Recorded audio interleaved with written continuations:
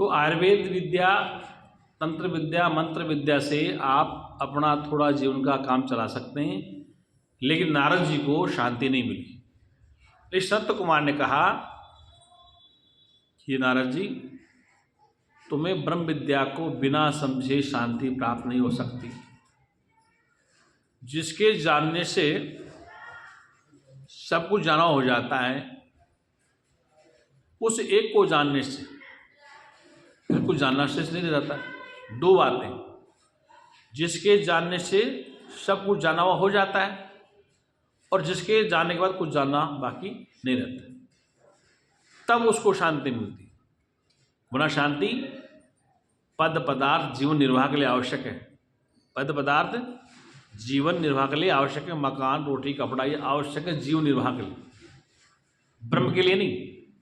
जीवन निर्वाह के लिए सन्यासी, विरक्त, त्यागी, ग्रस्त, ब्रह्मचारी, वानप्रस्थी, इन सबको भोजन, कपड़ा, मकान चाहिए। क्या चाहिए? चाहिए, क्योंकि उससे इसका जीवन निर्वाह हो रहा है, तो वो चाहिए। लेकिन जब आपको उस स्थिति में कुछ नहीं चाहिए, एक बार गुरुजी ने सत्र लगाया चंडीगढ़ मोहाली में, तो मैं साथ था, एक दो संत साथ थे, वो गिरिजी भी साथ थे, वो प्रभुदान भी साथ था। वो डॉक्टर थे, आयुर्वेद के डॉक्टर थे, वो थे इंजीनियर, लेकिन आयुर्वेद थोड़ी बहुत दवाएं जानते थे। जो कुछ लोग होते ना कि होते दूसरे सब्जेक्ट के नहीं, थोड़ी बहुत दवाएं सीख लेते, तो वो धनवंतरी बन जाते। वहाँ सत्र लगाया गुरुजी ने। अब गुरुजी को उस समय डायबिटीज़ बहुत भयंकर था, वो खाने की व्यवस्था कर तो थी, जो आलू आलू आवे क्या चक्कर। मैंने उनसे बोला, कहा महाराज जी को डायबिटीज़? बोले हाँ हाँ वो मुझे पता है। कब फल लिया, कब अमरूद लिया, अमरूद लिया कुछ नहीं लाऊं, खाना खाने की व्यवस्था कर दी। अब गुरुजी 5 दिन से बोल रहे। अब बोलने के बाद लास्ट में जब आने लगे तो सब संतों को भोजन कराया उसने। तो मैं चाय कॉफ़ी नहीं पीता उस समय, तो मैं पराठा खा रहा था और दूध मेरे हाथ में था, गिलास। तो वो आया, सुनो आप यात्रा में चल रहे हैं, आपको भोजन के बाद दूध नहीं लेना चाहिए, पेट खराब हो जाएगा। वो गिलास उठा लेगा। गिरी बैठा, हरिद्वार वाला गिरी जी, वो कह रहा पी ले दूध, अब पी ले। मजाक कर रहा, महाराज जैसे देख रहे। हम रवाना हो गए, गाड़ी रवाना की। अच्छा, उसने 20-20 रुपये सब संतों को दक्षिणा दे दी। अब जब गाड़ी 10 किलोमीटर चली तो गुरुजी बोले इस नालायक ने तुम्हें कुछ दिया भी कि नहीं दिया है? लेकिन महाराज हमें 20-20 रुपये दें दक्षिणा की, साले काट में हमें तो कुछ नहीं दिया। आपको तो 3 काल कुछ चाहिए नहीं, आप खुद कहते हो मंच पे कि मुझे 3 काल कुछ नहीं चाहिए, मुझे 3 काल में कुछ भी नहीं चाहिए, आप कहते हो। और आपने कह दिया उसको जरूरत। मतलब गुरुजी की जब पूजा होने लगी सुबह, तो वो माइक पे आ गया बंदा। तो देखो समझदारी कितनी। और चंडीगढ़ का मोहाली सेक्टर 2 कृष्ण मंदिर का बहुत रईसी इलाका था। सुबह कभी 100-200 आदमी थे, मतलब पैसे वाले लोग थे, वो शकल से दिख रहे थे, वो पार्कों में योग करने आते थे। तो उसने माइक पकड़ लिया था। जब मैंने पूजा करके 10 रुपये चढ़ाए तो वो लोग आने लगे पैसे ले लेके। कब की बात है? आज के 17-18 साल पहले। तो वो उस ज़माने 500 नोट की कीमत होती थी, आज तो 505 रुपये बराबर है। वो माइक पे आ गया, डॉक्टर सुनो सुनो सुनो, सब सुनो, ये स्वामी जी अष्टावक्र जैसे हैं, ये कुछ लेते किसी से नहीं। और उनको रोक दिया, जो देने वाले उनको रोक देंगे, ये स्वामी जी अष्टावक्र जैसे कुछ लेते नहीं। अब मैं चुपचाप खड़ा, मैं क्यों, जब गुरुजी नहीं बोल रहे। तो ऐसा उनका जीवन में देखा। फिर भी उन्होंने 15 किलोमीटर बाद क्यों कहा कि उन्होंने हमें तो कुछ नहीं दिया? इसका मतलब आत्मा को कुछ नहीं खाना पीना है, लेकिन आत्मा जिस घर में रहती है, जिस देह में जीवात्मा रहती है, उसको श्वास भी चाहिए, उसको भोजन भी चाहिए। मतलब चाहिए ना, मतलब ऐसा चाहिए ऐसा नहीं, भोजन। तो वो जो बात कहते थे उच्च कोटि की, वो आदमी समझता नहीं था ये कह क्या रहे। वो अधिष्ठान में कहते कि मुझे 3 काल में कुछ नहीं चाहिए। मतलब आत्मा को वास्तव में 3 काल में उत्तृप्त आत्मा, नहीं वही आत्मा जीवात्मा और मतलब देह में है, उसको श्वास भी, दवाई भी, भोजन भी, पानी भी, वस्त्र भी, आवास भी, सब चाहिए। लेकिन उस रहस्य को लोग नहीं समझ पाते कि वो कहना क्या चाह रहे थे। तो कहने का तात्पर्य है कि जब वही आत्मा इस पंच भौतिक स्थूल में विराजमान है जीवात्मा रूप में, कृष्ण ने इस बात को कहा कि ममई वांस से जीव लोके जीव होते सनातन। कल मेरे से पूर्व वक्ता कुछ बोल लेते वहाँ पर, तो एक वक्ता मेरे से पहले इस मंत्र को बोल चुका था, फिर मैंने उसी मंत्र को उठा के सिद्ध कर दिया कि ईश्वर अंश जीव अविनाशी चेतन अमर सहज शोके रस, ममई वांस से जीव लोके जीव होते सनातन। जो ये कृष्ण गीता में कह रहे हैं सनातन से ममई वांस से मेरा ही अंश है, लेकिन मैंने कहा कि अंश कभी अंश से अलग नहीं होता है। ईश्वर का कभी टुकड़ा नहीं हो सकता, वो कभी अलग नहीं हो सकता। ईश्वर वो स्वरूप ही है। कुछ आचार्य भ्रम करते हैं कि तुम अंश हो, वो अवतारे हैं, और अंश जैसा नहीं हो सकता। अरे भाई, सोने से बनी अंगूठी सोने से कैसे नहीं हो सकती? सोना ही है। लेकिन ये भी भ्रम फैला रहे आचार्य एक्सप्लेन करने के लिए।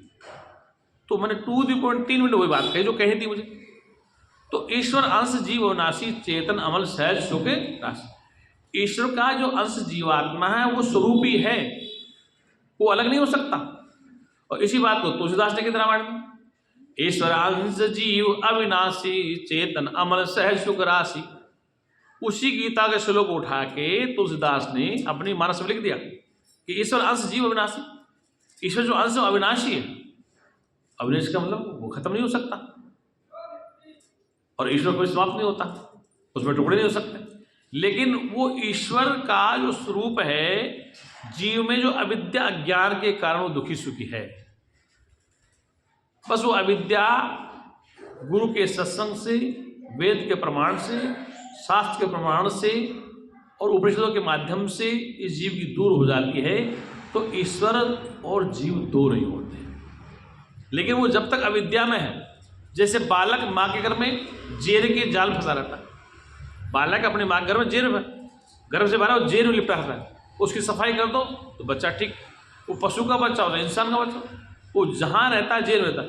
तो ये अज्ञान की जो आवरण रूपी जेर है, इसको वो सद्गुरु दूर कर सकता है, और जिसकी जाली दूर हो गई वो हो जाएगी, फिर वो शांत हो जाएगा। लेकिन शांत होने के बाद भी उसको संसार में नित्य नियमित कर्म तो करते ही रहने चाहिए। श्वास लेना, भोजन करना, स्नान करना, ये सब कुछ करते हैं, तो नित्य सत्संग क्यों न सुने, नित्य सदाचार का सत्संग क्यों न सुने? तो ये अति आवश्यक। वो सच्चिदानंद भगवान की। तो आज का पहला सत्र का पहली मीटिंग ही है, क्योंकि आप सभी लोग पुराने सुने सुनाए हैं, तो मैंने उसी बात को बार बार रिपीट करके अच्छा नहीं लगता। कोई नया व्यक्ति आता तो उसको तो कड़ी से सुनाते। तो ये मनुष्य ही समझ सकता है। आदेश, उपदेश, दिशा निर्देश किसके लिए है? मनुष्य के लिए, केवल मानव मात्र के लिए। जितने शास्त्र रचित हैं, जितने ग्रंथ रचित हैं, इस मनुष्य के लिए। और मनुष्य ही अपने आप को बंधन में मानता है, और वो सत्संग के द्वारा ही बंधन तोड़ सकता है। ये तुलसीदास की रामायण कहती, बहु काल करो सत्संगा बिनई प्रयास मोह होय, कि बहुत काल तक। देखो, जब कपड़ा गंदा हो जाए, 4-5 दिन पहन लें, तो कई बार मैं कपड़ा किसी को दे देता हूँ धोने के लिए, तो कई बार मैं सोचता हूँ पता नहीं साफ करेगा नहीं करेगा, मेरे हिचकिचा रहता है। तो मैं उस कपड़े को 2 दिन 3 दिन पहनूँ, तो उस कपड़े को अच्छी तरह साबुन लग जाए, ब्रश लग जाए, तो कपड़े की गंदगी साफ हो जाती है। लेकिन उसके मेहनत करनी पड़ेगी, ज़्यादा समय तक कलर को, कप को, पॉकेट को रगड़ना पड़ेगा, तब मेल साफ होगा। और हमने सर्फ में डाल दिया, खंगाल दिया, तो साफ नहीं होगा। ऐसे ही कई जन्म जन्मांतर की काई है। और काई का मतलब आवरण है अविद्या का। किसका आवरण?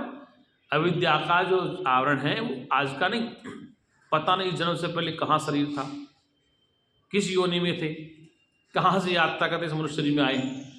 अभी हमने क्या कहा था कि सृष्टि में पूर्व में पशु पक्षी थे, हम नहीं थे, बाद में आए। और अब किस योनि से यात्रा करते हम पहुँचे? हम किस योनि से यात्रा करते करते इस मनुष्य शरीर में आए हैं। अरे भाई, कुम्हार ने मिट्टी निकाली खेत में से और मटका बनाया। अब पता नहीं कौन सा मटका शमशान में खड़ा रहेगा, कौन सा मटका पानी में जाएगा, कौन सा मटका हवन में रहेगा, कौन सा मटका पूजा में होगा, कौन सा मटका कहाँ रखा है, उसमें कुम्हार ने मटका बना दिया, कुम्हार ने मटका बना दिया। और मटका जो खरीदने वाला है उस मटके में जल डालेगा या घी रखेगा या सब्जी बनाएगा या उसको शमशान में ले जाएगा और या उसको पूजने मंदिर में रखेगा।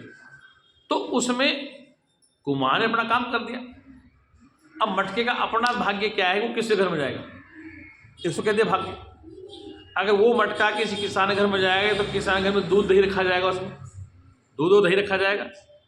किसी सेठ के घर में जाएगा तो उसमें आचार रख लेगा, और किसी के जाएगा तो पानी रख लेगा, और किसी की मृत्यु होगी वहाँ जब वो शमशान में रखा जाएगा। अब दृष्टिकोण देखने वाले का है, मिट्टी वही है, कुम्हार वही है, लेकिन अगर मटका पूजा में है तो पूजनीय है मटका। कोई मटका सब्जी में है तो ज़्यादा पूजनीय नहीं, वही मटका शमशान में है तो उस दिन तो पूजन लेता हो, सबके मन में उस मटके के प्रति भी शुभ विचार नहीं होता। जितने तंत्र मंत्र कर्ण क्या करते हैं, चौराहे पर रख देना, ले जाकर सारा डरा ट्राफी डाल कर रख देंगे, तो चौराहे पर रख देना, जहाँ पर 4 रास्ते कटते हैं वो रख देना। बोले एक तंत्र विद्या लोगों ने पकड़ा। तो कहने का तात्पर्य उसको फिर अरे ये दृष्टि आ गई ना, वही कुम्हार वही मिट्टी, भाव अलग अलग है। कि चौराहे पर रखा गया मटका उसका भाव हमारा अलग है, और जो शमशान में रखा मटका उसका भाव अलग है, और जो पूजा में रखा उसके प्रति हमारा भाव अलग है। पूजा के कलश को शक्कर को कितनी हिफाजत से रखते हैं, बड़ी श्रद्धा से रखते हैं, उसको हाथ में हिलते हैं, पूजा का है पूजा का है। और उसी को शमशान रखें तो क्या हाल लगा, उसकी कोई वैल्यू नहीं, बस ऐसे मुरझे हुए दिल से उदासीन मन से रख देते हैं। तो उसमें कुम्हार क्या गलती, मटके की कोई गलती नहीं, गलती दृष्टि की है कि हमारी दृष्टि कैसी है। इसी प्रकार से उस परमात्मा ने सारे मटके बनाए, एक ही मिट्टी, एक ही पानी, एक ही जल, एक ही हवा, एक ही सब कुछ। पंच तत्वों में कोई विकार नहीं है, मतलब उसके बनाए तत्वों में कोई विकार नहीं है। अब वो राजा घर में पैदा होता मटका या रंग के घर में पैदा था, वो उसका क्या, इसको शास्त्र कहते हैं कि इसका कोई प्रारब्ध था कि अंबानी घर में पैदा हो गया। मिट्टी भी वही, हवा भी वही, जल भी वही, आकाश भी वही, अग्नि भी वही, पंच तत्वों से बना शरीर। अब कहते हैं कि इसका भाग्य प्रारब्ध है कि सेठ घर में पैदा हो गया। अब दूसरा कहता है इसका दुर्भाग्य कि मजदूर घर में पैदा हो गया, किसी जज का बेटा बन गया, किसी डॉक्टर का बेटा बन गया। अब इसको शास्त्र एक संतुष्टि देता है हमारे को, साफ बात, वेद शास्त्र संत एक संतुष्टि देते हैं। क्या देते हैं कि तुम्हारे को शुभ कर्म थे कि तुम राजा घर में पैदा हो गए, तो अंबानी के यहाँ गए, कुछ शुभ कर्म किया था, उस कर्म का फल तुम्हें प्रारब्ध मिल गया, ये संतुष्टि दे दी। किसी और से कहा कि तुमने कोई कर्म ऐसा किया था जिससे तुझे गरीबी मिली, संतुष्टि देती। किसी डॉक्टर के लड़का पैदा हो गया, तो शुभ कर्म था कि डॉक्टर के यहाँ पैदा हो गया, इसका कोई प्रारब्ध था, कर्म किया था। तो कर्म के सिद्धांत यहाँ लागू कर दिए कि क्रम से जज का बेटा बना, क्रम से डॉक्टर का बेटा बना, और क्रम से व्यापारी का बेटा बना, और क्रम से मजदूर का बेटा। जब सारे क्रम से बन गए, अपने कर्मानुसार बन गए और शरीर ले लिया। अब आपके हाथ में है क्रियमाण कर्म, कि राजा का लड़का राजा बने आवश्यक नहीं है, डॉक्टर का लड़का डॉक्टर बने आवश्यक नहीं, और मजदूर का बेटा मजदूर बने आवश्यक नहीं। ये सब अपने कर्म के द्वारा वो जो प्रारब्ध चीज मिलती है उसको अलग कर सकते हैं। अपने जो प्रारब्ध में चीज मिलती है प्रारब्ध में, उसको क्रियमाण कर्म से बदल सकता है। एक मजदूर का बेटा पढ़ लिख के डॉक्टर, इंजीनियर, प्रोफेसर, आईएएस बन सकता है, और एक प्रोफेसर का लड़का डाकू बन सकता है, एक जज का बेटा डाकू बन सकता है। अब ये उसके हाथ में नहीं। अब इसे क्या कहेंगे कि प्रारब्ध था तो उसके कारण वहाँ हुआ। अगर वो शराब पीता है, जुआ खेलता है, तो फिर क्या कहते हैं इसका कर्म खराब है, इसलिए इसका ये हुआ। अब इसको हम क्या समझेंगे कि किसी के घर में गरीबी, किसी का अमीरी, किसी का भोजन कैसा, किसी का बिस्तर कैसा, किसी का आवास कैसा, किसके माता पिता कैसे, ये सब प्रारब्ध निश्चित। लेकिन अब तो तुम्हें मनुष्य देही मिल गई, अब तो बुद्धि का विकास है, तो अब आप क्रियमाण कर्म के द्वारा, क्रियमाण कर्म के द्वारा अपने कर्मों को ठीक करके आप डॉक्टर, इंजीनियर, बैरिस्टर, वकील बन सकते हैं। ये आपके हाथ में। जज का बेटा डाकू बन सकता है, क्योंकि व्यवस्था में नहीं था। इसलिए अपने कर्मों के अनुसार ये व्यवहारिक सत्ताएं बदलती रहती हैं। क्या होती? आज वो झोपड़ी में बैठा है, कल वो महल में जा सकता है। जो आज महल में है, कल वो झोपड़ी में जा सकता है। ये अपने हाथ में हो गया। जैसे ऋषि लोग जंगल में रहते हैं। जैसे कल वहाँ चर्चा चल रही थी गुड़गांव में कि यहाँ पर 20 साल पहले कुछ भी जंगल था, अभी आबाद जंगल था। वो चार्टेड अकाउंटेंट भैया जी वहाँ आए, उन्हें वहाँ पर आके भी, और आज वहाँ पर आसपास में ज़मीनें आसमान छू रही हैं। क्या उनका पदार्पण हो गया, संस्थाएं चलने लगी, संगत आने लगी, तो आसपास की ज़मीनों के भाव बढ़ गए।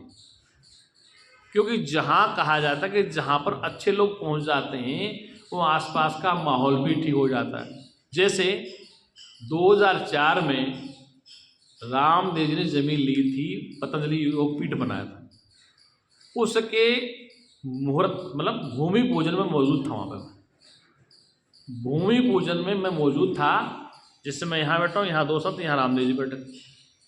अब उन्हें 2 मुख्यमंत्री बुला ली भूमि पूजन पे।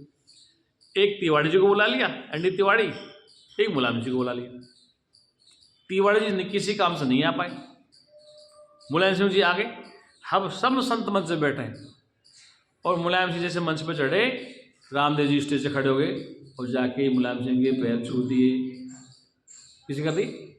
मुलायम सिंह के पैर छू दिए उन्होंने। सारे संत बड़े आक्रोश, उसमें तो कुछ भी नहीं कहा। उन्होंने भोजन के लिए बोला, जो जितने मंडल से सबने भोजन कैंसिल कर दिया। बोले महाराज बात क्या है? अखबार में लगा दिया कि रामदेव का बहिष्कार किया गया। किस कारण से किया गया? कि इन्होंने धर्म सत्ता का अपमान करवा दिया, राज सत्ता के सामने अपमान करवाया। तब फिर दूसरे से माफ़ी मांगी, भाई मेरी गलती होगी, आज के बाद ऐसा नहीं होगा। तो उसको पता नहीं था। तो कहने का तात्पर्य है कि जब से उसने भूमि पूजन किया, उस इलाके की ज़मीनें बहुत महंगी हो गई। अब तो वहाँ ज़मीनें नहीं मिल रही, अब तो वहाँ पे ज़मीनें ही नहीं मिल रही। तो कहने का अर्थ है कि जहाँ जहाँ महापुरुषों के पदार्पण होते हैं, गुरुजी ने जब वो जगह ली थी वहाँ पर, कहाँ पर, अपने वैराग्य में, तो कहते थे बेटा इसमें जगह नहीं मिली कमरे बनाने की, इतनी भीड़ हो जाए कि यहाँ जगह भी नहीं मिली। और आज पूरा वैराग्य भर गया पूरा, आज में भी जगह नहीं कमरा बनाई जल्दी से, नीचे कोई जगह नहीं।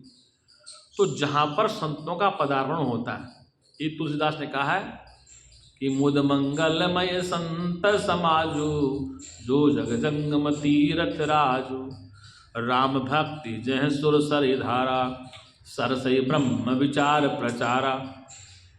मुद मंगलमय मतलब ये मुद मंगलमय, मंगल देने वाला है।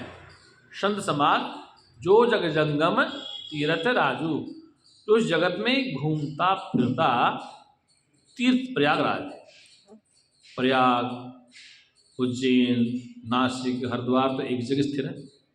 लेकिन तुलसी ने कहा कि मुद मंगलमय संत जो जग जंगम तीर्थराज, इस जगत में घूमता फिरता तीर्थराज है।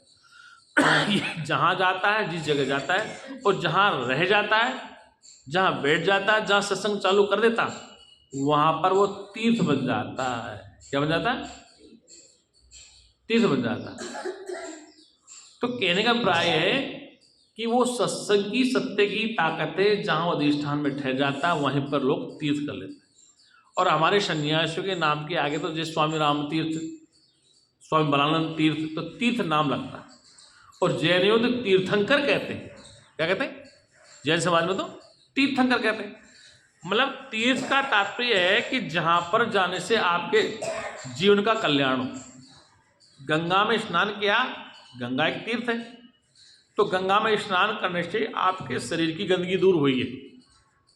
किसकी हुई? शरीर। लेकिन इस सत्संग का जो तीर्थ है, ज्ञान गंगा का, इसमें स्नान करने से आपकी अविद्या की निवृत्ति होती है, मल विक्षेप आवरण दूर होती है। जानते हैं? मल विक्षेप आवरण दूर होते हैं। अब मल क्या है, विक्षेप क्या, आवरण क्या है? 3 शब्द है शास्त्र। मल किसे का? मल माने गंदगी। क्या होते? गंदगी दूर होती, पूर्व कर्मों के द्वारा किए गए कर्मों की गंदगी दूर होती है कि तुम पापी दुराचारी थे अपने आप में, ये शंका खत्म करो। विक्षेप जैसे आपका नाम दिनेश, मुकेश, सीता, गीता, मीरा इत्यादि नाम है, और उस नाम से किसी ने अपशब्द कह दिया, गाली गलौज दे दिया, तो विक्षिप्त हो गए, परेशान हो गए। क्या हो गए? आपके चित्त में विक्षिप्त आ गई कि मुझे ऐसा क्यों कह दिया, मुझे क्यों कहा, विक्षिप्त हो गया चित्त। इसलिए कहा कि निष्काम कर्म से आपकी मल की निवृत्ति होगी और ज्ञान से आवरण की निवृत्ति होगी। तो तीनों चीजों का सिद्धांत मल, विक्षेप और आवरण।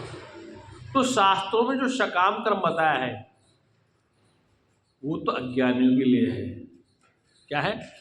जब तक उसको बोध नहीं होता है तब तक भगवान की पूजा करो, देवता की पूजा करो, गुरु की पूजा करो, मंत्र याद करो, शिव सूर्योदय सुना करो, दुर्गा सप्तशती पढ़ा करो, हनुमान चालीसा पढ़ा, गीता का पढ़ा करो और मानव की सेवा करो, पिता की माता की सेवा करो। तो ये क्या है? सकाम कर्म। सकाम का मतलब सत्ता दो है, एक सेवा करने वाला, एक सेवा लेने वाला।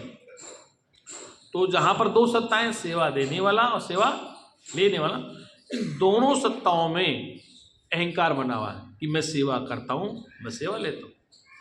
तो उन कर्मों का फल भोगना पड़ता है। ये शास्त्र कहते हैं शुभ और अशुभ दो प्रकार कर्म, शुभ कर्म और अशुभ। तो अशुभ कर्मों के द्वारा शास्त्र का सिद्धांत यह है कि आप नरक में जाएंगे, इसलिए डरा गया कि अशुभ कर्म के द्वारा तुम्हें नरक की प्राप्ति होगी। क्या होगी? अशुभ कर्म के द्वारा नरक की प्राप्ति। जैसे उदाहरण के लिए कि आपने किसी संपत्ति को हड़प लिया, जमीन जायदाद हड़प लिया, तो मुकदमा आप पे लगेगा, तो नरक की तैयारी। आपने अनैतिक तरह से किसी को परेशान किया तो मुकदमा लगे, तो नरक की तैयारी। तो शुभ कर्म करने के लिए आपको स्वर्ग का रास्ता बता दिया शास्त्रों ने। स्वर्ग का रास्ता जो क्यों बताया गया है कि शुभ कर्म करने से आपको स्वर्ग की प्राप्ति होगी। ये हमारे नहीं है, कुरान में भी है, बाइबल में भी। ये नहीं कहते कि वहाँ जन्नत में आपका रक्त गिरने से पहले हूरें मिलेंगी। वहाँ पर इस्लाम वाले कहते हैं वो जन्नत में आपका ये रक्त का बूंद गिरने से पहले आप लिए हर जगह मिलेगी। हमारे कृष्ण क्या कहते गीता में अर्जुन से कि अर्जुन यदि तो इस युद्ध को जीत गया तो वसुंधरा का राज्य भोगेगा, वसुंधरा मानी इस पृथ्वी का राज्य भोगेगा, और यदि तू वीर गति को प्राप्त हो गया तो स्वर्ग में जाएगा। कहाँ जाएगा? वीर गति को प्राप्त हो तो योद्धा वीर गति प्राप्त कहाँ जाएंगे? स्वर्ग में जाएंगे। इन फौजियों से कह दे जाके बॉर्डर पे ट्रेनिंग में, मेरे साथ कोई ब्रह्म ज्ञानी कि न कहीं स्वर्ग है कहीं नरक है, तो भी बेवकूफ़ बना मार रहे हैं बॉर्डर पर, तो क्या युद्ध लड़ेंगे? इसलिए उनको जोश देना पड़ता है, उनको जोश भरना पड़ता है। तो कृष्ण ने अर्जुन के अंतक में जोश भर दिया। अगर तो जीत गया तो संसार का वैभव हो गया, और यदि वीर गति को प्राप्त हो गया, युद्ध में तू कुर्बान हो गया, शहीद हो गया, तो तुझे स्वर्ग का रास्ता मिलेगा। इसी बात को कुरान कहते, इसी बात को बाइबल कहते। इन दोनों पॉइंटों को हर शास्त्र करा है। क्यों करा? कि इस मनुष्य को कहीं तो रोको, इसको स्वर्ग का लालच दो, इसको नरक का ढह दिखाओ। इसको स्वर्ग का लालच दो, लोभ दो तो शुभ कर्म करेगा, इसको नरक का डर दिखाओ तो अशुभ कर्म बचेगा। ये बाइबल भी कहती है, कुरान भी कहती है, और हमारा वेद भी कहता है, और गीता में भगवान स्पष्ट कहते हैं। ये स्वर्ग नरक, स्वर्ग का लोभ और नरक का भय पशु पक्षियों को नहीं दिया जाता। शेर रोजाना कत्ल करता है। कौन? शेर है, जंगल में रोजाना मारता है भेड़ बकरियों को, हिरण को, तो क्या वो नरक जाएगा? जो सिंह राज है, जंगल का राजा कहते हैं सिंह को। क्या राजा बनने के लिए किसी पंडित जी को ले गए थे कि आज से तिलक कर रहे हैं, आज से राजा रहेगा जंगल का, इसको क्या राजा बना दिया जाएगा? क्या कोई मंत्र पढ़ते हैं? नहीं, वो अपने विल पावर से राजा है। किससे? अपने विल पावर से। उसके पास विल पावर भी है और हथियार भी दिए प्रकृति ने। विल पावर कितनी हो, विल पावर कुत्ते में होती है, लेकिन हथियार उसके पास नहीं है उस जैसे। इसलिए वो अपने विल पावर से राजा बनता है। तो ये स्वर्ग और नरक का जो भय दिया गया है मनुष्य को दिया गया। किसको दिया गया? क्योंकि सत्संग मनुष्य के लिए, आदेश उपदेश मनुष्य के लिए। तो स्वर्ग और नरक का जो भय दिया गया है वो मनुष्य प्राणी को हर दर्शन में दिया गया है। चाहे वो इस्लाम का ग्रंथ हो, चाहे वो ईसाइयों का हो, चाहे सनातनियों का, ये दिया गया है। और उसको दिए बगैर इस संसार के प्राणी काबू में आने वाले हैं नहीं। यानी जो घर में भैंस होती थी, बैल होते थे, ऊँट होते थे, तो ऊँट से खेती लेनी है या भैंस का जो पटरा था उससे खेती करनी, तो क्या करते थे, नाक में नकेल डालते थे। जो काबू ने तो क्या करते थे, इसके नाक में नकेल डालते थे, फिर खींचते थे। ऊँट को भी खींचते हैं, बैल को भी खींचते हैं, भैंसे को भी खींचते हैं, जिससे वो कंट्रोल में रहे। तो ये नकेल है इस इंसान के नाक में कि तुम ऐसा करोगे, ऐसा होगा, ऐसा करोगे, ऐसा होगा। बात समझ में आ रही? इसलिए शास्त्र ने भय भी दिया है और शास्त्र ने लोभ भी दिया है। ये जितने व्यापारी है ना, इनको जितने संत आचार्य लोभ देते, अब कुंभ का मेला चलेगा ना, तो मेरे संपर्क में कई संत हैं और रात भर तो सोने नहीं देते। ये मंत्र का जाप करो, ये अभिषेक करो। अब वो लाला तो दोनों का पैसा कमाने डरते, ये मंत्र का जाप करो। तो कई लोग तो महाराज रात में सोने नहीं थे, महाराज ने ये मंत्र पढ़ो, ये मंत्र पढ़ो। उनको सबको लाइन में रखाते हैं। कुंभ के मेले में सब लालाओं को लाइन में रखा के आचार्य सब, ये काम करो, ये काम करो। और निकाले वो गड्डी 10-10 लाख 20 लाख फटाफट, महाराज महाराज निश्चित रूप से तुम्हारी स्वर्ग की प्राप्ति। और जो दोनों का पैसा लाला कमाता है उसको पता है कि मैंने चोरी कर रखी, दे दो, क्या फर्क पड़ रहा है। क्योंकि भय दिखाई दिया गुरु जी ने भय दिखाया कि अगर तू ऐसा नहीं करेगा महाकुंभ में तो तू नरक गति को प्राप्त हो जाएगा, अधोगति में जाएगा। तो सेठ जी फिर डर रहे हैं।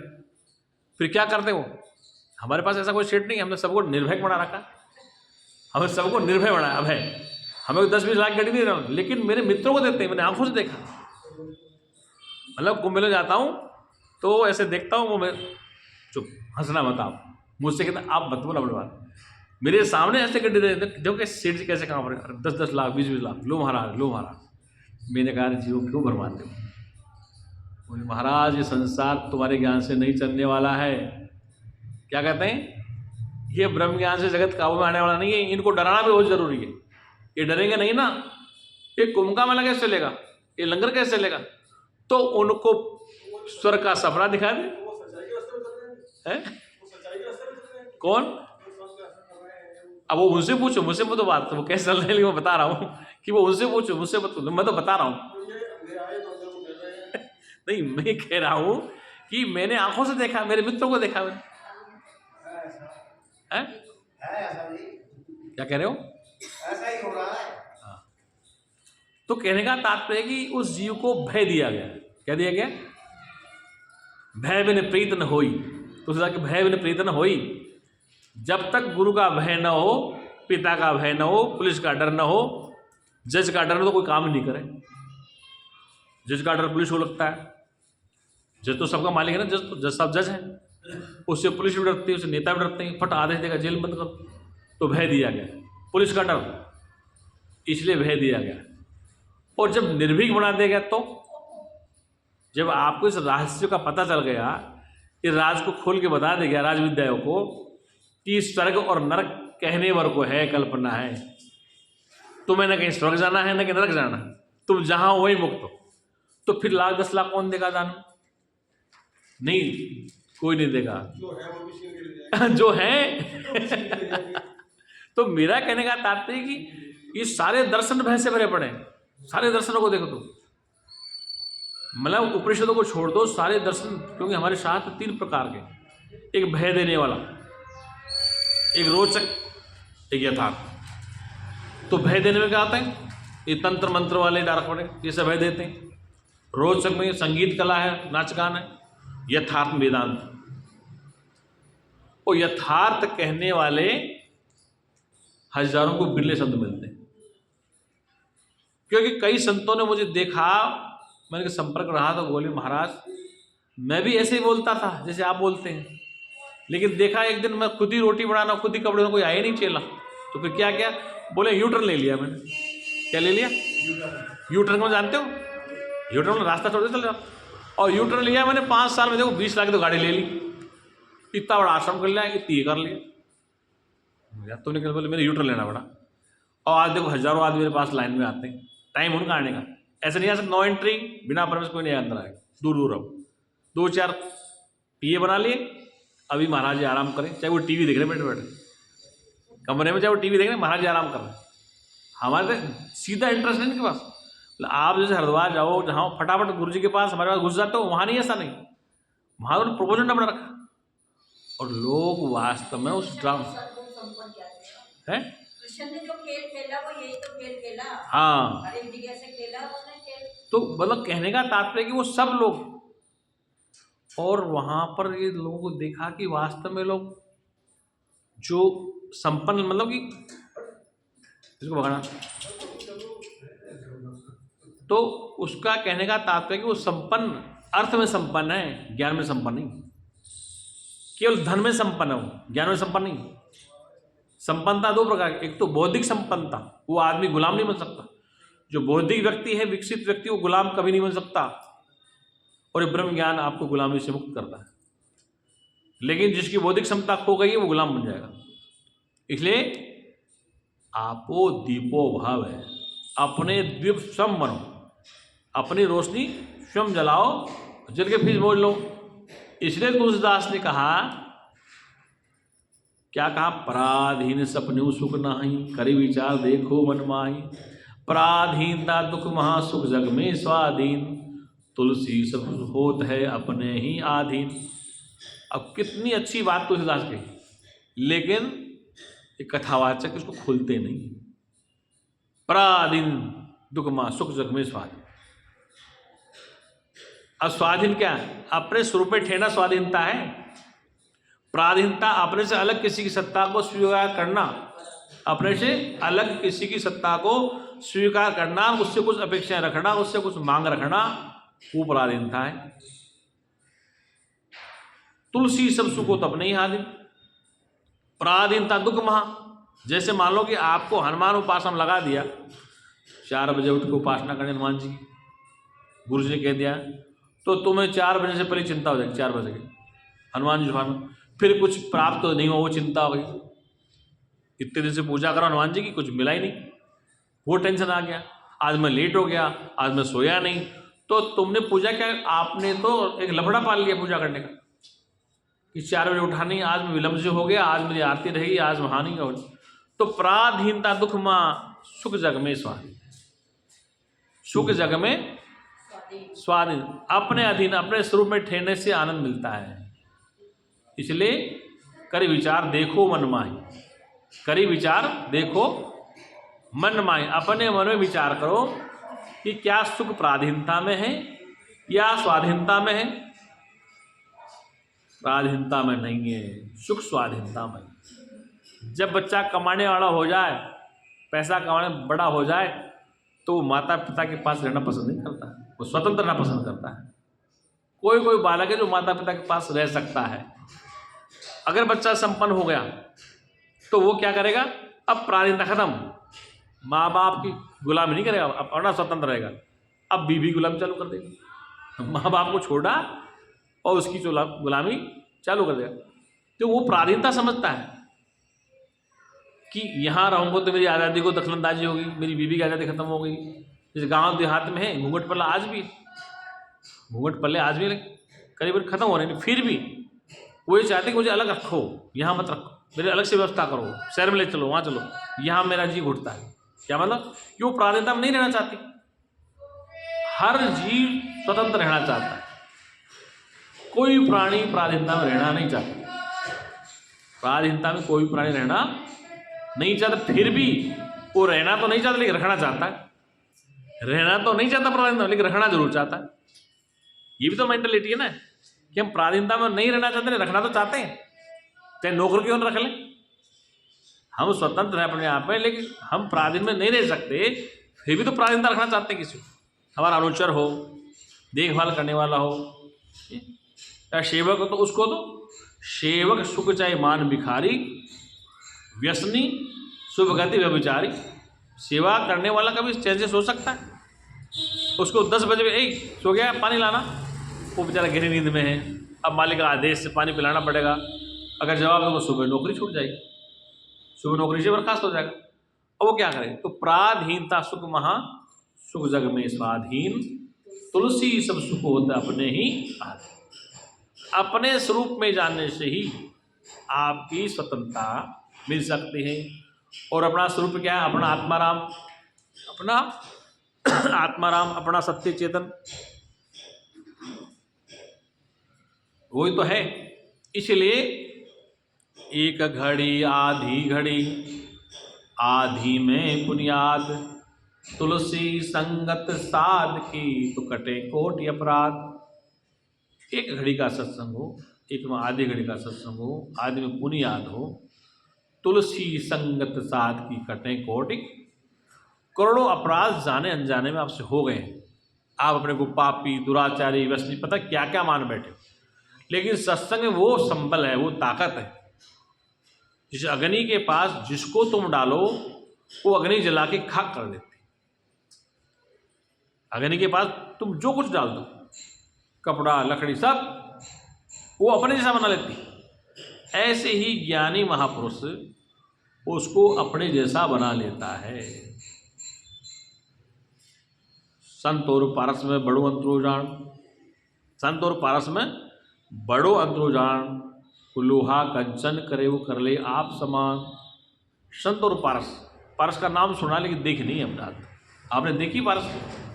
सुना नाम कि कहते हैं संत लोग पारस सोने, लोहे को सोना बना देती है। उपमा है ये, ऐसा कहाँ हो जाएगा? लेकिन सुनो, पारस, हाँ, पारस संत में बड़ो अंतरोजान, वा लोहा कंचन कर लो कल आप, वो संत अपने जान। तो पारस नाम किसका? पारस नाम पारखी का है। पारखी मानी जो ज्ञानी है, तो उसके पास जो जाएगा वो अपने जैसा बना लेगा। उसके पास जो जाएगा वो अपने जैसा बना लेगा, क्योंकि वो अभी अंधकार में था। जैसे संत के पास, ज्ञानी के पास जो अपने जैसा बना लेगा, जैसे आग जला करके अपने जैसा बना लेती है, ऐसे ही तत्ववेता ब्रह्मवेता ज्ञानी उसका भय खत्म करके उसको अपने जैसा बना लेते हैं। लेकिन ऐसा बनने के बाद उस जीव की स्थिति क्या होती है? जो पर्दा था, जो कान कायदा था, तो गरिमा थी, सब खत्म करनी पड़ती है गुरु के सामने। गुरु की स्थिति खत्म कर, गुरु चेला नाम रूप मिथ्या हो गया। अब उसमें क्या होगा? एम ब्रह्मास्मि तत्त्वमसि, मैं हूँ वही तू है। इसलिए गुरु जी तुम ही खाना बना दो, तुम ही चाय पिला दो, तुम ही बर्तन धो दो, तुम ही कमरा साफ कर दो, तुम ही टॉयलेट साफ करा दो, तुम ही कमरे धुलवा दो। अब ये क्या हुआ? तो बड़े महाराज जी करते भी थे। अरे वो जो अब मैं क्या करूँ, बड़े हो चाहे छोटे, मैं बता रहा हूँ पहले स्थिति। पहले वो जो था ना आश्रम, जो पहले था खड़गड़ी पे, हाँ, वहाँ खूब करते थे। नहीं, मैं क्या कह रहा हूँ, मैं ये तो कहना चाह रहा हूँ कि जब आप में हमें भेद खत्म हो गया, तो भोजन तुम ही बना दो, तुम ही सफाई कर लो, तुम ही चाय पिला दो, चाय पे गिलास तुम छोड़ दो, गुरुजी साफ कर देंगे, तो ये भेद खत्म हो गया। हंस क्या रहे हो? लेकिन ये मैंने तो रसोई बंद कर दी अलग से। लेकिन ये तो सुनो मेरी बात, मैं पीछे कमरे में जो रहता था उसमें रसोई थी मेरी, मतलब मेरी क्या तो बनी बनाई थी, तो मैंने उसमें गैस चूल्हा रख लिया। चलो भाई कोई आदमी आते हैं तो चाय वाय बना दे दे। अब लोगों ने जब चाय पी के बर्तन वही छोड़ना चालू कर दिया, क्या कर दिया? कप गिलास सब। अब मेरे पास कोई सर्वेंट तो था नहीं, अब क्या देखें भाई, साफ तो करना है। उसके बाद मैंने क्या किया, रास्ता है रसोई बंद कर दी। वो महाराज जी आपकी रसोई बंद, अब रसोई मुझे नहीं बनानी। मैंने 15 साल देख ली रसोई बना करके, अब मैं बिना रसोई के रहता हूँ, जो वहाँ से बनता है वहीं से जो खाता हूँ। तो क्यों समस्या आई? क्योंकि चाय सबको चाहिए, वो भी सबको चाहिए, लेकिन वो बर्तन में छोड़ जाता था, जैसे गुरु जी के पास कोई सर्वेंट लग रहा। इसलिए बाद में मैंने उस चाय की दुकान को बंद कर दिया। अब जो वहाँ बनती है लंगर में, घंटा बजेगा, चाहे सुबह और शाम ले और बर्तन, फिर भी वहाँ भी स्थिति ठीक नहीं। वहाँ पर भी लोग छोड़ जाते हैं, भोजन की थाली छोड़ जाते हैं, भोजन के गिलास छोड़ जाते हैं, क्योंकि आदत घर में बनी है ना। घर में पत्नी है, माँ है, बहन है, वो धोती रहती है, तो वहाँ भी लोग सोचते हैं यहाँ भी कोई वहाँ बहन आई होगी, लेकिन वहाँ तो बुढ़े बुढ़े हैं सब, कौन वहाँ बहन बैठा धोने के लिए। तो कहने का तात्पर्य है कि अपनी सेवा स्वयं करनी चाहिए। उसको कहते हैं स्वयं सेवक। क्या कहते हैं? स्वयं सेवक। अपनी सेवा खुद करो, अपना काम खुद करो, तो कोई भार बनो किसी पे। जब तक हाथ पर हिलते हैं तो अपना काम खुद को करना चाहिए। वो अलग चीज़ है कि श्रद्धा से पुत्र हो, पिता आपसे कुछ कह दे, अलग चीज़ है। लेकिन शहरों में तो हालात खराब है। शहरों में तो बच्चा जब स्कूल जाता है, उसकी बच्चे की माँ कपड़े धोती है, फिर बड़ा हो गया तो खाना वाना मम्मी बनाती, फिर और बड़ा गया तो पत्नी है कि वो कपड़े धोती है, वो खाना बना देती है। और हम जितने गाँव के बच्चे पढ़े लिखे, हम सारा काम जानते हैं। शहरी के बच्चों में से गुण नहीं है। जो ग्रामीण क्षेत्र के लोग आए ना, वो बाहर रहते थे, बाहर पढ़ते थे, बाहर खाना बनाते, उनमें सारे गुण हैं। लेकिन शहरी बच्चों में मैंने कम देखे। अच्छा, वो ज़्यादा कहा पढ़ने वाला बच्चा क्या, अरे 5,000 किसी को दे देंगे, रोटी बना ले, कपड़े धो जाएगी, तो वो सिंपल संपन्न। तो कहने का अभिप्राय है कि यदि आप अपना काम स्वयं करेंगे तो उसका आनंद ही कुछ और होता है। अपना स्वयं का काम खुद करोगे ना, तो लेकिन आपका उसमें वो होना चाहिए, काम करने का मन, जिज्ञासा होना चाहिए। ये तो काम पसंद नहीं आता। खुद बनाओगे, एक तो हाथ पर एक्टिव रहेंगे। ये भी एक योग है कि आदमी खा के सो जाता है, पड़ा तो कुछ काम नहीं करना चाहता जब तक शरीर चलता है। क्योंकि ध्यान रखना, ये चमड़े की मशीन है, लोहे की नहीं है। इसमें लोहा बाद में पड़ जाता है। जब चमड़े की हड्डियाँ उड्डियाँ नहीं काम कर, फिर लोहे की राड पड़ानी पड़ती। तो जितनी हड्डियाँ चलती रहेंगी, चमड़ा घिसता रहेगा, ये सही रहेगा। और यदि इसको हमने रेस्ट दे दिया तो इसके पुर्जे उर्जे सब जंग खा जाएंगे। इसलिए जब तक चले, वो अलग चीज़ है कि प्रकृति ने जवाब दे दिया, आपका शरीर ठीक नहीं रह सकता, तो उसको आगे ज़्यादा मत घसो, चले दो। फिर भी काम करते रहना। वो सच्चिदानंद भगवान की। मैं तो कई बार सत्संग में कहता हूँ कि 25 साल पुरानी कैसेट सुनी, देखी मैंने, ये बहनें ऐसे की ऐसी हैं, तीनों की तीनों, त्रिदेवी। मतलब 25 साल पहले भी ऐसी ही थी, आज भी ऐसी, न मोटी होती न पतली होती, जहाँ वही रुकेगा। ये गलत नहीं कह रहा मैं। अरे मैं क्या कह रहा हूँ, काम इतना काम नहीं इनके पास, लेकिन ये अपने आप को खाने में फिट रखती। मतलब 25 साल पुरानी कैसेट देखी मैंने एक दिन उस पर यूट्यूब पे कोई, तो ये ऐसी बेटी चमन की मम्मी वो, तो ये तीनों ऐसी कैसी क्यों? क्योंकि ये खाने पीने में संयमता से रहती। जब गाय भैंस घर में रहती, खूब खा सकती है, लेकिन नहीं। इसलिए शरीर को संभाल के रखना भी हमारे हाथ में है। ज़्यादा मिल जाए, ज़्यादा हाथ में बैठे रहो, फिर चर्बी बढ़ेगी, शरीर भारी होगा, तो बीमारी कौन करेगा घर में? इतना काम करती हैं, लेकिन वो उसको मेंटेन तो रखती ना।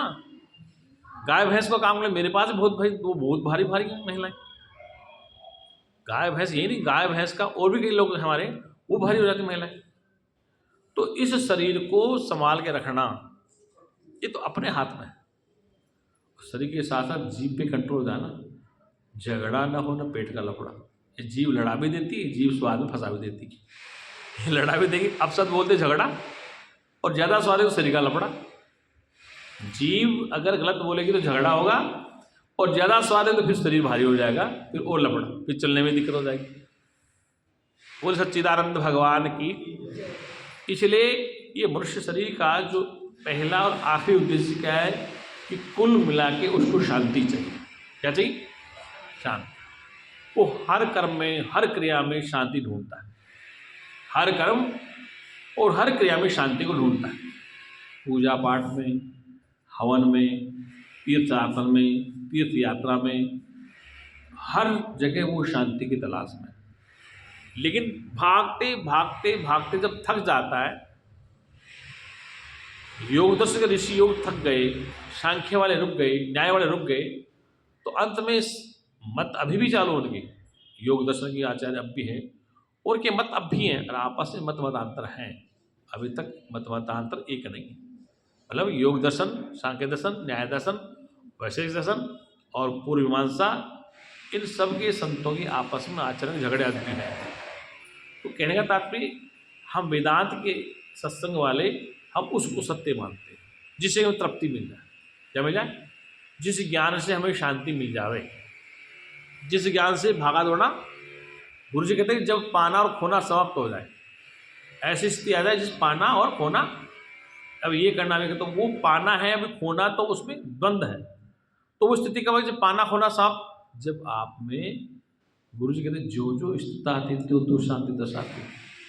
जो जो स्थिति आती है त्यो तो शांति दर्शाती है। जब मन निरोध हो जाता, सुख सिंधु हृदय मिल जाता, फिर आनंद ज्ञान लहराता है। मानो न मानो तुम जानो, हम सत्य सत्य बतला। तो जो जो स्थिति आती है, स्थिति कब आएगी?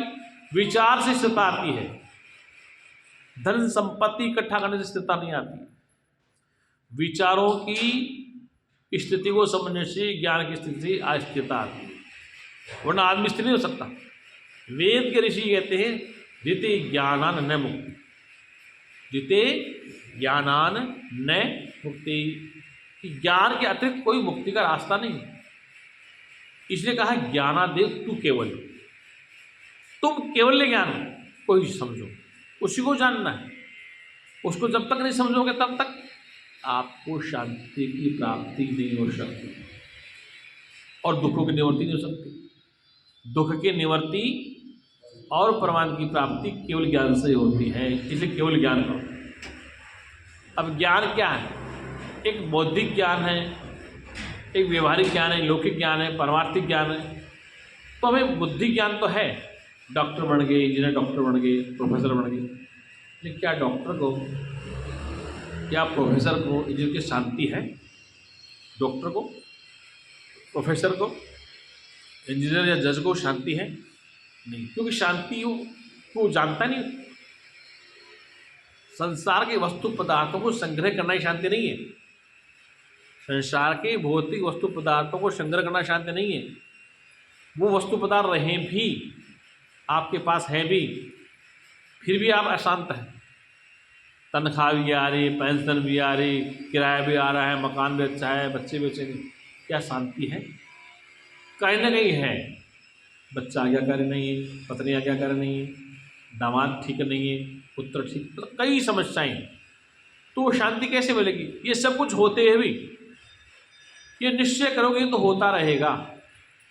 जब दशरथ जी ने आदेश दिया कि प्रातःकाल होते ही अयोध्या का राजा मेरा बड़ा पुत्र राम बनेगा, ये कहा रामायण वाले ग्रहण, और उस राम का जैसे ही प्रचार हुआ तो कैकेयी ने श्याम को ही दशरथ को घेर लिया। ऐसा नहीं हो सकता महाराज, ऐसा नहीं हो सकता प्रभु, आपने जो मुझे वचन देते उनको पूरा करो।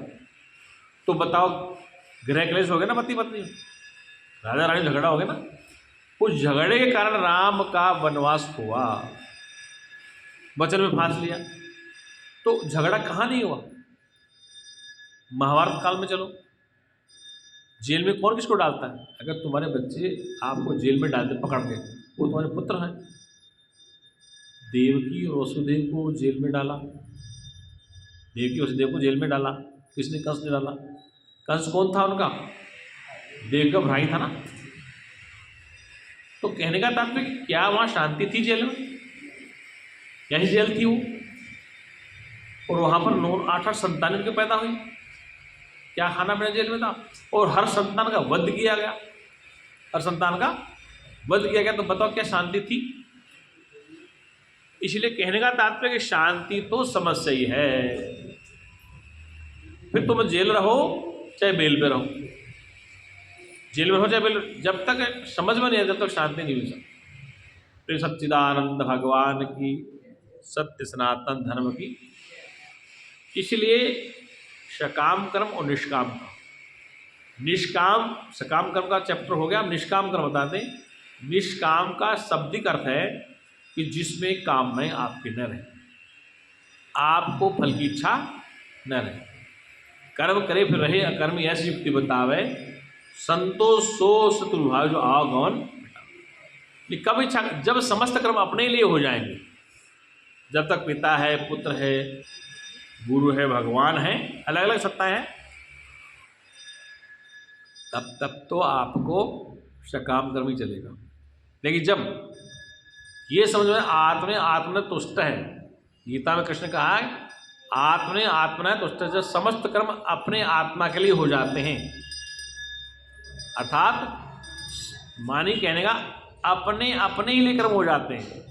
जैसे इस शरीर में कहीं फोड़ा हो, उलसी हो, तो हम उसको ठीक करते हैं, तो हम अपने को ठीक करते हैं। ऐसे कोई दुखी हो, पीड़ित हो, बीमार हो, उसको हम दवा दारू दिला, तो वो दूसरा नहीं, वो आपका अपना ही अभिन्न अंग है। ममई वांसे जीव लोगे, ये मेरा ही अंग है। उसको दवा देना, भोजन कराना, ठीक करना, वो आपने अपना दर्द मिटा है, न कि उस मरीज को आपने ठीक किया है। अगर ये सोचेंगे मैंने किसी की मदद की थी मरीज को, तो वो ठीक नहीं, मैंने अपना ही दर्द मिटा है। ये स्थिति निष्काम कर्म की, मैंने अपना ही दर्द मिटा, अर्थात उसको बुखार था, उसको दर्द था, उसको पीड़ा थी, उसको भूख थी, तो मैंने उसकी हेल्प नहीं की, उसमें बैठ के भोजन मैं ही तो कर रहा हूँ। उस शरीर में जो दुख कष्ट भोग रहा हूँ वो मैं ही तो हूँ जीवात्मा रूप में। उसको जो भोजन मिला वो मैं ही तो ग्रहण कर रहा हूँ। उसके शरीर में जो पीड़ा कष्ट है उसको मैं तो सहन कर रहा हूँ। इसलिए मैंने उसको नहीं किया, मैंने अपने ही अंग को ठीक किया है, मैंने अपने ही पेट को भोजन दिया है, मैंने अपने अंग को ठीक करवाया है। तभी बात समझेंगे हाँ मैं अपने आप में समझने को ही देखता हूँ। वो निष्काम कर्म होगा तो फिर उस निष्काम कर्म का फल नहीं बनेगा, क्योंकि आपने द्वेष सत्ता खत्म कर दी। आपने द्वेष सत्ता को खत्म कर दिया, दूसरा बने नहीं।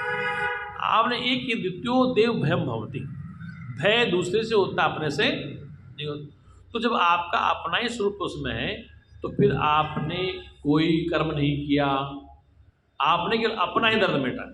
जब समस्त कर्म अपने लिए हो जाए फिर वहाँ कर्म भी नहीं होगा। कर्म दो में होता है, कर्म भी दो में होता है, कर्ता करण और क्रिया, तीन चीज, कर्ता कर्म और करण। तो वहाँ पर एक ही वस्तु, तो एक वस्तु में न क्रिया होती, न कर्म होता, न क्रियमाण होता। क्या था? कर्ता कर्म और करण ये नहीं होते, ये त्रित्ववाद है। जब निष्काम में आप आ गए, निष्काम समझ गया, तो न कर्ता है, न कर्म है, न करण हो जा रहा। वहाँ पर न दूसरा है, उसमें आप ही हैं, तो न वहाँ कर्ता बनेगा आपका, न कोई कर्म लागू होता है। लेकिन कर्ता कर्म कब सिद्धांत लागू होगा, खत्म होगा? जब आप न करता है न भोगता है, आप अभोक्ता अकर्ता है। भोक्ता कब है? जब भोग्य वस्तु सामने है। कर्ता कब है? जब दूसरी सत्ता सामने है। सकामी कब है? जब दूसरी सत्ता सामने है। जब जब सत्ता दूसरी खड़ी करेंगे, जब तक आप अपवाद खड़ाएंगे, जब तक आप करता है। लेकिन जब आपका अपना ही स्वरूप है, ऐसा समझ लिया, जान लिया गया, तो फिर आपको कोई कर्म का फल भोगना नहीं पड़ेगा। इसलिए कहा अकर्ता अभोक्ता अहम, मैं कर्ता मैं अभोक्ता हूँ। क्योंकि अकर्ता इसलिए कि मैंने दूसरे के लिए किया ही नहीं, अभोक्ता इसलिए दूसरा वस्तु मैंने भोगी नहीं, इसलिए अकर्ता अभोक्ता मैं हूँ। मैं क्या हूँ? अकर्ता अभोक्ता मैं हूँ, शुद्ध स्वरूप में हूँ, निश्चिदानंद में हूँ। तो ऐसा ज्ञान होने से इस जीव की जीवाकार वृत्ति समाप्त हो जाती है और वह जीव ब्रह्माकार वृत्ति में ठहर जाता है। अब वृत्ति भी परमानेंट नहीं ठहरती। कई बार लोग मुझसे पूछते हैं फोन से, वैसे भी महाराज उसमें ठहरे कैसे? महाराज ठहरे कैसे? हम घर का काम भी करें, पति की डांट भी सुने, बच्चों को, तो उसमें ठहरे कैसे? अरे भाई आप ठहरे हुए हैं, आप अपने से कभी अलग हुए नहीं। गीता कहते नित्य युक्त से योगी ने, ज्ञानी हमेशा नित्य में रहता है, कभी नित्य में जाता नहीं। तो तुम ठहरे हो, लेकिन तुम्हारे वर्ती पति में है, वर्ती धन में है, वर्ती पुत्र में है, वर्ती मकान में, वर्ती सेल में, तो आप समझते हो समस्या आ गई, तो हम ठहरे कहाँ? ऐसा नहीं हो सकता। सूर्य होगा तो उसकी गर्मी जरूर होगी, चांद होगा तो शीतलता जरूर होगी। इसलिए आप हैं चेतन, तो आपकी चंचलता जरूर रहेगी। जल है तो उसमें लहरें जरूर बनेगी। जल का स्वभाव ठंडक है, शीतल है। इसलिए आप चेतन स्वरूप हैं, तो चेतन में फुरना तो होगा ही होगा। इस खंबे को न ज्ञान होता, न सर्दी लगती, न गर्मी लगती, न इसकी में कोई वर्ती होती, इसमें न कोई वर्ती होती।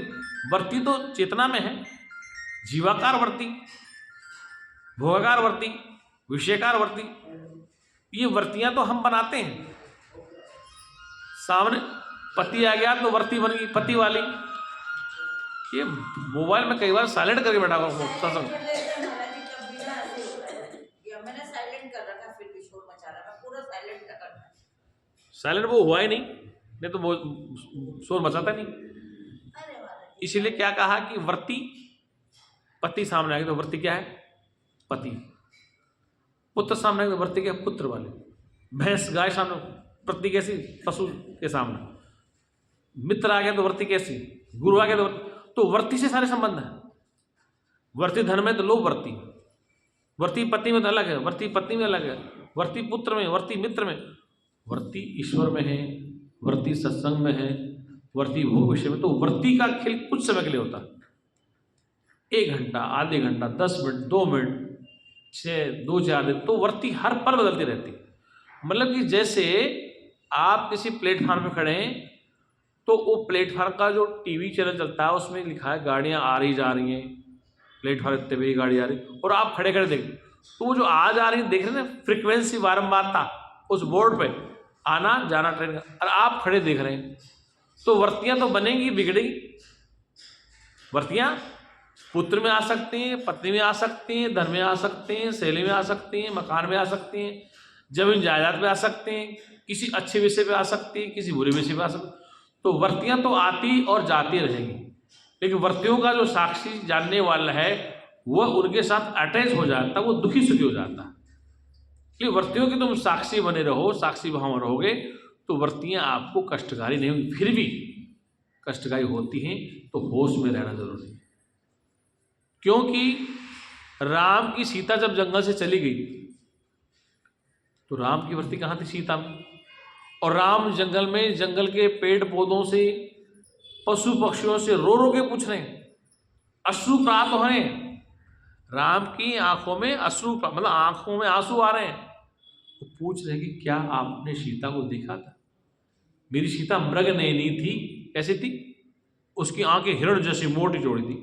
तो वर्ती क्या राम की नहीं की सीता? राम क्यों रो रहे थे? वर्ती गई। अब लोग के वो तो खेल था उनका, तुम्हारा क्या है? उनकी पत्नी होगी तो खेल है, और तुम्हारी पत्नी तो क्या है? वो ड्रामा नहीं, वो तो आफत है। तो कहने का तात्पर्य है कि वर्ती का खेल है।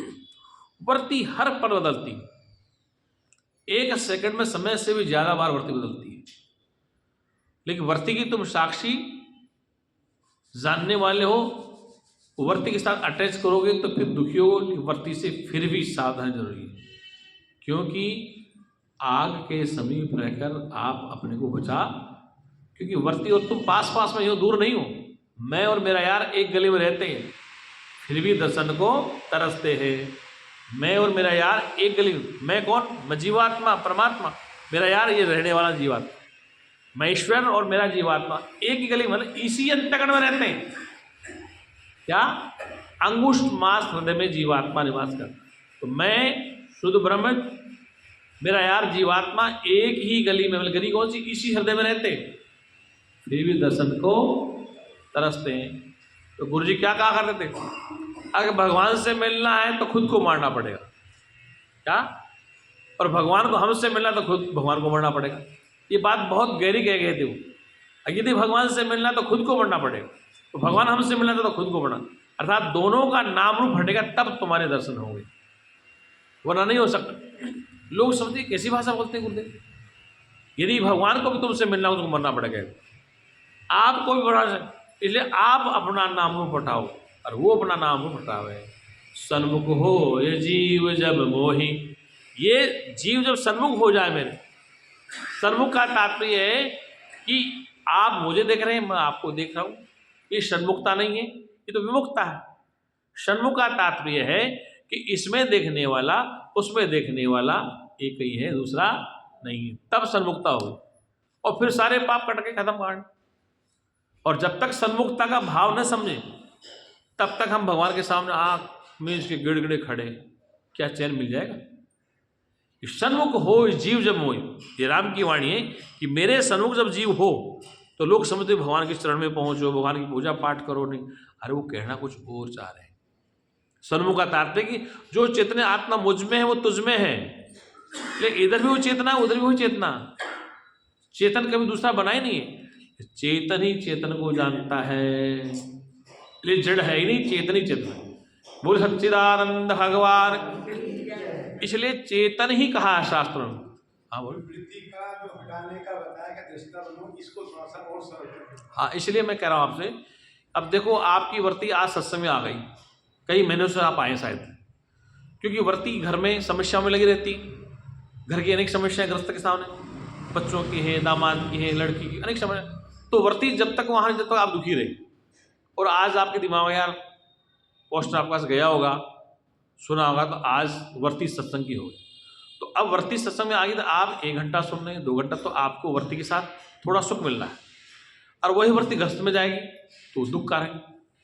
वर्ती सुखाकार है, वर्ती दुखाकार है। सुख कब मिलेगा? जब आप अपने में लौटोगे, सत्संग में लौटोगे, स्वरूप में लौटो, तो वर्ती सुख देगी।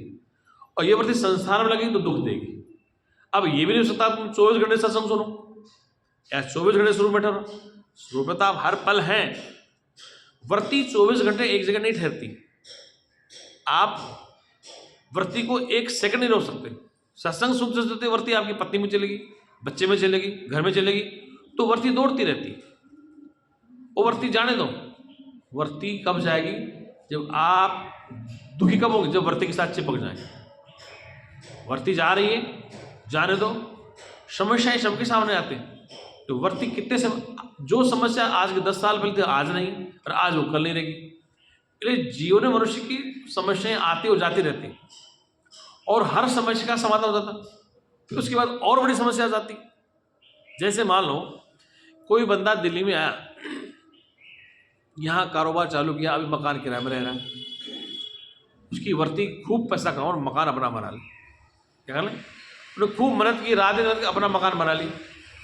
अब बना लिया इतना जिसमें 40-50 गज बना लिया। अब उसकी वृत्ति शांत नहीं। पड़ोसी को 200 गज का मुझे छोटा मिल गया, फिर वो वृत्ति दौड़ाता, फिर भागता, फिर 200 गज का ले लिया, फिर देखते हैं यार 200 गज का ले लेंगे, इस इलाके में ठीक नहीं है, वो साउथ दिल्ली में चले। तो वृत्तियाँ कभी सुख नहीं देती। इनको जितना दौड़ाओगे वृत्तियों को, उतनी दुखदाई है कि वृत्तियों को अपने स्वरूप में ठहराओ। इस संसार के काम ऐसे चलते रहेंगे। इस शरीर के साथ जो संबंधी हैं, रिश्तेदार हैं, उनमें पैदा भी होंगे, उनमें मरेंगे भी, वो छल भी करेंगे, कपट भी करेंगे, सब कुछ होगा। क्या होगा? इस शरीर के जितने रिश्ते नाते, माता पिता से अनेक भाई बहन बने, उनमें आपस में प्यार मोहब्बत रहे या न रहे, कोई पैदा हो रहे हैं, कोई मर रहे हैं, कोई झगड़ रहा है, कोई कुछ कर रहा है, कोई मेरा हिस्सा खा रहा है, कोई तुम्हारा हिस्सा खा रहा है, ये हिस्से विस्से सब चलते रहेंगे। लेकिन ध्यान रखना, अपने हिस्से को मत भूल जाना।